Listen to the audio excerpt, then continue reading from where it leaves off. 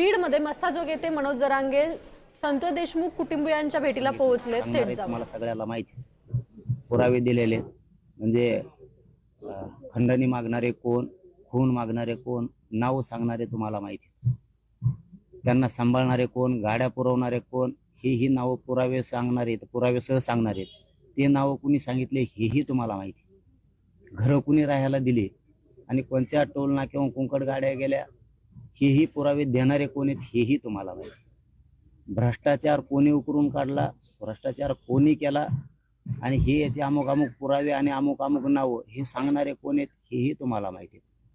आणि परळीमध्ये जेवढे खून झाले हे खून कुणाचे झाले आणि कुणी केले हे पुरावे देणारे आणि माणसं सांगणारे आणि या सगळ्यांना सहारूपी करा म्हणणारे कोण आहेत हेही तुम्हाला माहिती.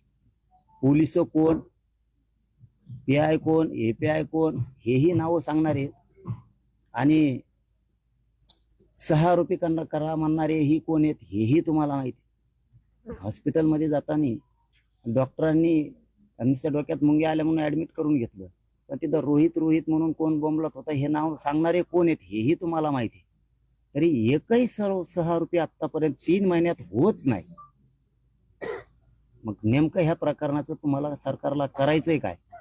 आता ह्यो शोधाचा विषय झालेला, आरोपी शोधाचा विषय लांब राहिला, ह्यो शोधाचा विषय झाला. नाव सांगणारे तुम्ही, पुरावे देणारे तुम्ही, सरकार तुम्हीच. एक आरोपी होत नाही आणखी तरी कुटुंबाला बसायची वेळ येते, परत दुसऱ्याला म्हणणार तुम्ही राजकारण करता, म्हणजे तुम्हाला पळून जायला वाट येते. एवढा एक शब्द वापरायचा आणि मोकळं व्हायचं. पण तुम्ही केलं काय आतापर्यंत? त्याच्यात साधा तुम्हाला आणखीन उज्ज्वल निकम देता नाही आले. एकदम किरकोळातला किरकोळ विषय. मागणी करणारे तुम्हीच, द्या मानणारे तुम्हीच, बैठका घेणारे तुम्हीच, मुख्यमंत्र्यांकडं मस्ताजोग गावकरी घेऊन जाणारे तुम्हीच आणि होऊ नाही देणारे बी तुम्हीच. मग दुसरा काय? पाटील एवढं पुरावर आहे नेमकं आपण जे म्हणताय तुम्ही आहात आरोपी तुम्हाला माहित आहे, मुख्यमंत्र्यांकडे तुम्ही